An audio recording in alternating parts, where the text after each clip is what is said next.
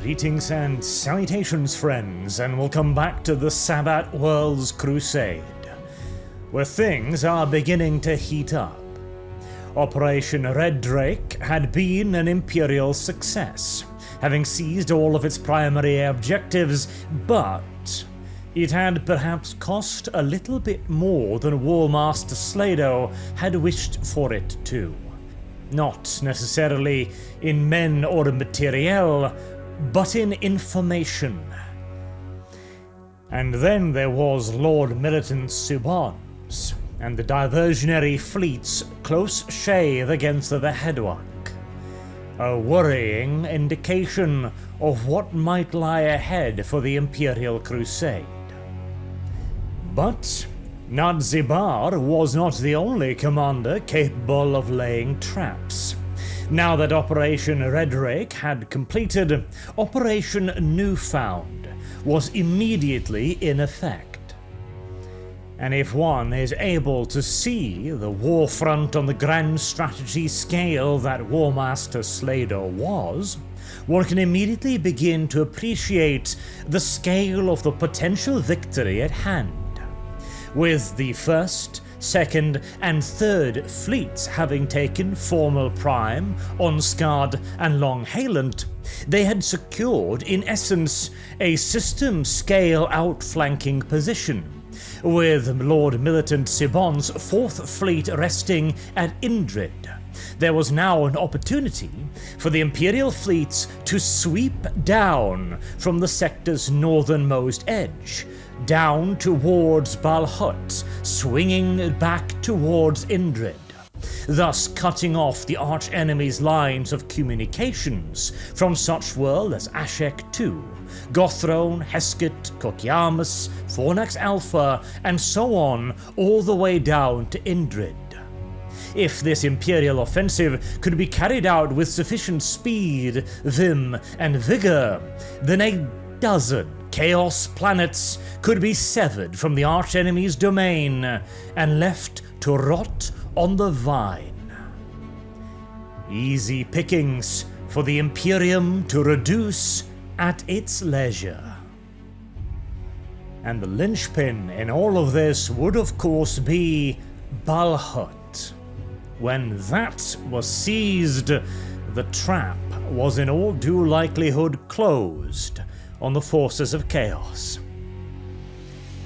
Unfortunately, however, the fact of the matter was, and as Slaydo was now rapidly coming to appreciate, that plans very rarely survive contact with the enemy.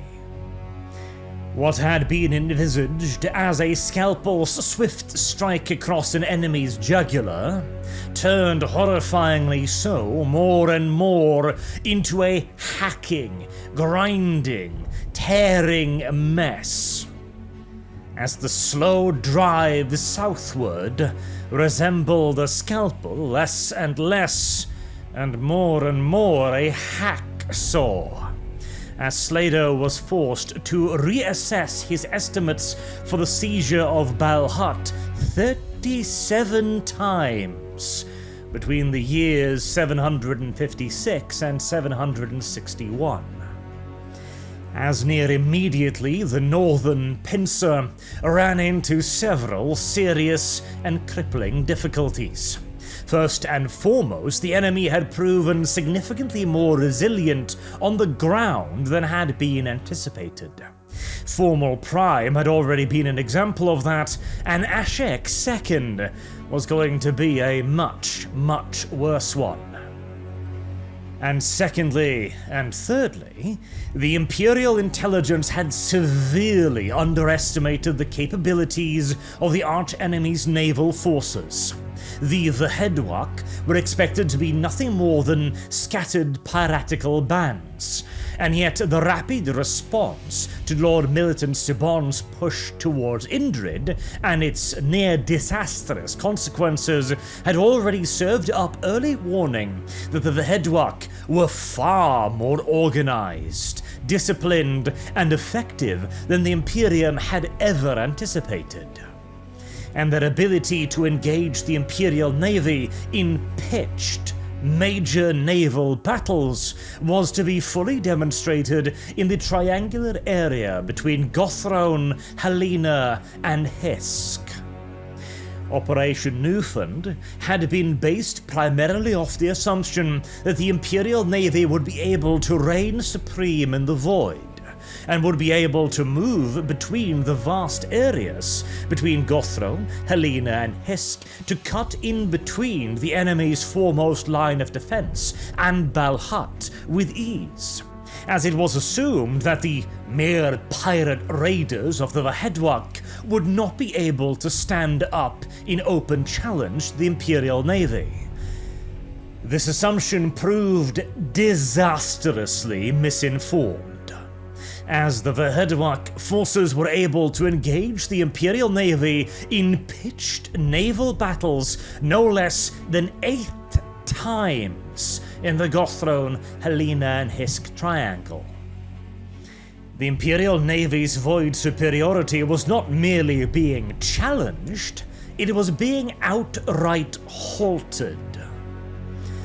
And to add insult to injury, whilst the Imperial Navy's battle lines were engaged with the main strength of the Vahedwak naval forces, Chaos Raiders were slipping past the triangle and raiding the Imperium's own lines of communications. Lines that were still far from fully secure. Having already been stymied in the triangle, the Imperial Navy could make no further headway on Operation Newfoundland. Chaos Raiders were slipping through to harass the Imperials, and the foothold that Slaydo had created from Red Rake was still not fully cemented, as the planet Ashek II continued to offer stiff and costly resistance. First and foremost then, Ashek II needed to be neutralized. But standing in opposition to this glorious goal was the first major field commander that the Imperium had so far encountered in the Sabbat Worlds. Heritor Asphodel, one of Archon Nadzibar's closest lieutenants, and the Lord and Master of the Heritor College. The Heritor College being a vast research and technological organization within the Chaos Forces hailing from the Sanguinary Worlds. In essence, they formed a rough simulacrum of the Adeptus Mechanicus of the God Emperor's most blessed Imperium, in that they recovered long-lost technologies, they researched these technologies, and whenever possible, weaponized, implemented, and improved upon them. Furthermore, unlike the Adeptus Mechanicus, the Heritor's College were also more than willing to delve into matters of the occult and chaotic artifacts.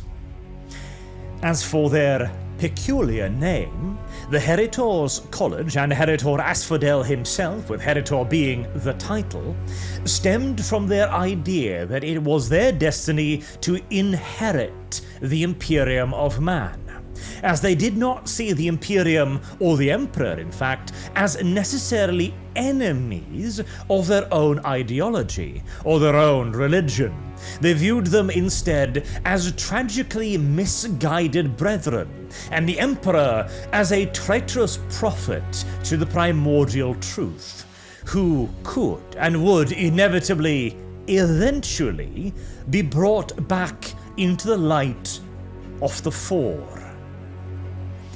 Heritor Asphodel himself was also a brilliant battlefield commander, and a prolific tinkerer, shall we say.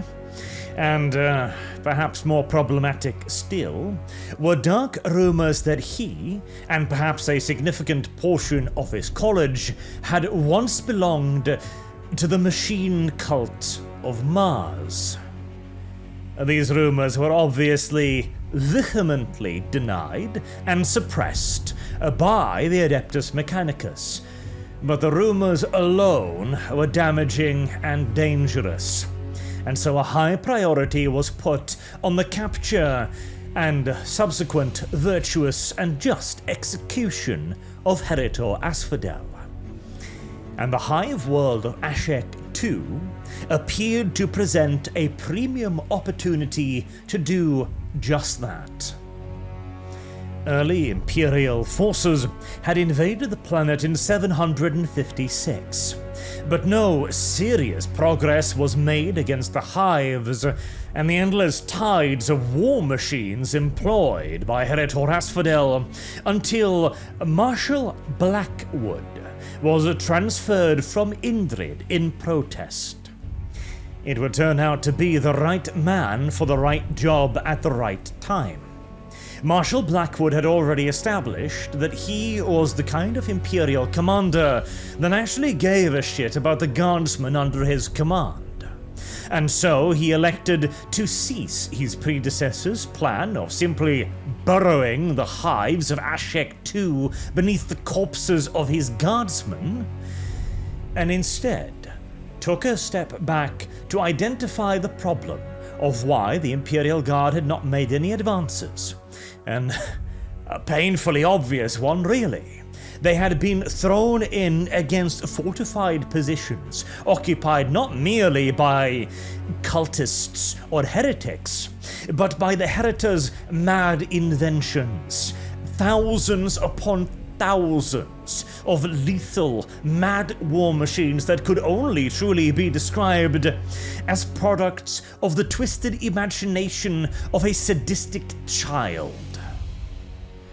Behemoth tanks with spiked treads, bouncing wheels of flaying knives and chain, weapons that tore men apart, limb from limb, energized nets intended to tighten upon a target, crushing them into a pulp until their blood oozed out from between the wires. Such a foe would not be defeated by the Imperial Guardsman alone, for whilst he is the backbone of any Imperial crusade, he is but a man of soft and malleable flesh. And as Marshal Blackwood himself noted in his memoirs, these machines of the enemy are fashioned simply to strip and rend and break those mortal substances quite utterly. Thus, if any true progress was to be made, Imperial armor would need to be deployed to face off against heretical steel. And so it was. Marshal Blackwood's action on Indrid had drawn the attention of Warmaster Slaydo, who clearly approved of the Marshal's honorable bearing. And so 3 brigades of armor was dispatched to aid his guardsmen on Ashek II, including the Mershan 45th and the 2nd Narmenian Heavy. These desperately required tank reinforcements did much to stabilize the situation, but it was not enough in and of itself to reverse it, as, frankly, at this point, understandably so, the average Imperial Guardsman had had more than enough of being torn apart by the nightmare machines of the enemy. In fact, if Marshal Blackwood hadn't arrived when he did, and hadn't gotten the tanks when he did, there is every chance that the Imperial Guard forces on Ashek II might simply have outright broken, as the enemy's machines tore away at far more than just flesh, but also the spirits and the morale of the men. And whilst the arrival of the armor, the Narmenian Heavies in particular, did much to restore the soldiers' spirits, it was nowhere near enough to launch proper offensive operations, and seeing as the enemy apparently had an infinite supply of their own woe machines, a term that now started to appear more and more frequently in Imperial reports describing the non-standard armor of the enemy, there seemed to be no hope of any actual progress on Ashek II. This remained the case until the Adeptus Mechanicus volunteered to dispatch a full squadron of Titans, including the Emperor class Imperius Corporalis. This undoubtedly took Marshal Blackwood by surprise, as this sudden charitability was quite out of character for the Adeptus Mechanicus' behavior so far in the campaign. The Adepts of Mars had refused to deploy their prized war machines in any previous engagement, arguing, churlishly perhaps, yet still soundly, that their ancient god machines should not be risked on opening skirmishes, but should instead be spared and hoarded for the assault on the enemy's main positions. Anashek, too, was of course not numbered amongst them. Now, what precisely inspired this sudden change of priorities is unclear. The Mechanicus, of course, maintained that they simply saw a need for their assistance, and so, as the dutiful servants of the God Emperor that they are, moved to provide it. Others might suggest that this had more to do with the further involvement of the Warmaster instead, as it is well known that he had gone to significant diplomatic lengths to secure the support of the Adeptus Mechanicus in the first place, and had been quite frustrated by their refusal to take part in any operations up until this point. It is entirely likely that he had used his vast diplomatic acumen to secure their final entry into the war, and Ashek II would have provided him with a fantastic argument for them to do so. The presence, of course, of Heritor Asphodel, whom, as we mentioned previously, dark rumors suggested that he had once been linked to the Adeptus Mechanicus.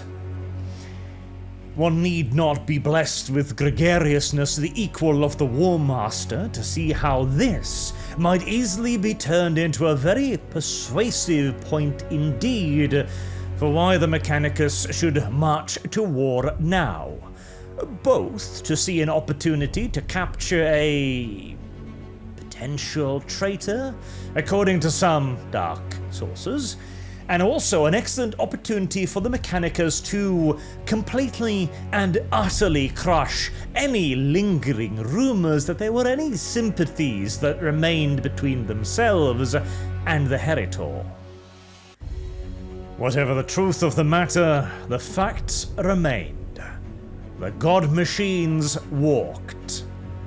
The Heritor's toys broke, and the hives of Ashek II trembled and fell beneath the blows of steel gods, as the hives were torched one by the combined firepower of all the deployed titans, coining yet another term for the campaign, burning ladders to hell, which would continue to be used to describe hive cities on fire from the very fundaments to the very highest level. Unfortunately, whilst Ashek II was now being slowly but surely secured, the true price, Heritor Asphodel, managed to escape the raging battles, as the Imperial Navy had still not managed to enforce a properly airtight blockade of the areas of operation. As the Imperial Navy's misfortune appeared to have no end.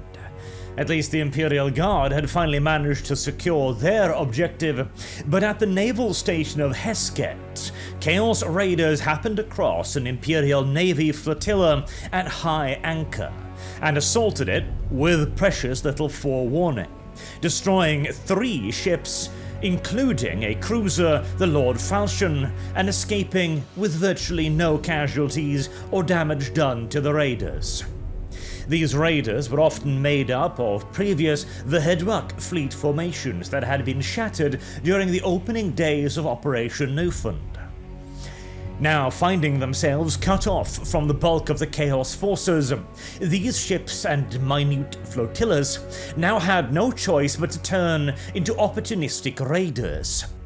In most scenarios, they would have splintered and degraded into individual warships, fleeing for safety and succor wherever they could find it. But the advantage of Chaos's highly unorthodox command structure is now brought to the fore. The Hedwak fleet had always been a raiding fleet, had always been piratical in nature. Being separated from central command and control, really, was no big drawback to them whatsoever. They simply returned to their roots, attacking vulnerable targets to stave off their own, now inevitable, demise, be it due to running out of fuel, energy, food, or any of the other myriad things that a space-going warship requires. But whilst they were wilting on the vine, they were clearly intent on making the Imperium suffer just as much as they did. And so whilst the initial plan was to simply leave these piratical elements to picket formations, second and third line ships, it was now determined that a more organized effort needed to be made. And so in year 757, after the disaster at Heskett, Lord Militant Deliani was given the task of clearing out the raiding elements behind the Imperial lines. A seemingly unending and impossible task, as it was like, well, finding the metaphorical needle in the haystack. Except this haystack was a few billion miles wide. But, once more, Warmaster Slaydo's gift for picking the right man for the job shone through, as instead of attempting to micromanage operations and enforce his own plans upon his sub-commanders, the Lord Militant Deliani conferred with the captains and the pirate hunters that had already been operating in the sector for now the better part of a year. They had first-hand experience with the nature of the Hedwak ships. They knew where they headed. They knew where they liked to strike out against Imperial shipping. And by taking all of this information into the grandiose information massaging systems of the Imperial Navy, patterns soon began emerging, and bore almost instantaneous fruit, as a Chaos raiding squadron was destroyed off the world of Long Hayland. Buoyed by this initial success, the Lord Militant continued expanding upon and putting his plans and ideas into motion. Buoyed by this initial success, the Lord Militant felt confident in expanding upon his ideas and methods of operation, leading to yet further successes off Gothrone and Venedy. And whilst it would take 4 long, painful, and excruciatingly slow and detailed years of work to finally destroy the remaining threat to the Imperium's rear line, in 760, the largest single force of the Hedwak raiders, under the command of their, in essence, commander-in-chief, Father Burbathol, were separated away from the rest of his supporters. They were cornered, and with no way to escape, turned like cornered beasts near the moon of Urus, where, in the pitched battle that the Lord Militant Deliani had been seeking for so long, Father Burbathol was defeated and killed, and along with him died the main threat to the Imperium's rear lines, at least for the time being, allowing these rear line formations to now begin moving into the triangle between Gothrone, Helena, and Hesk, securing ground between the main battle groups. And slowly but surely, this would also lead to the breaking of the Chaos Triangle. Though, unfortunately, this would come far, far too late to save the imagined slashing, decapitating strike of Operation Newfound. Having been ground to a halt as it had, Warmaster Slaydo was forced to re-evaluate his position, and, in large parts by his various subordinate generals, to revisit a previously rejected plan that was expected to be a significantly more expensive and more direct plan, the so-called Central Line Assault, where the Imperium, instead of attempting to slice away support from the various worlds near the Chaos front line, intended to smash straight through them, in a line moving from Ambold 11 through Sverren up towards Balhat. This plan had initially been rejected by Slaydo precisely because it promised virtually nothing except a slow and painful slog, with not even the opportunity for the great victory that Operation Newfound had promised, but yet tragically failed to deliver upon. And so now, High Command politics would determine the next step in the crusade. But that will be a story for the next episode. Until then, I have been Arch. Thank you all very much for listening, and I hope to see you all again soon. Have a good day.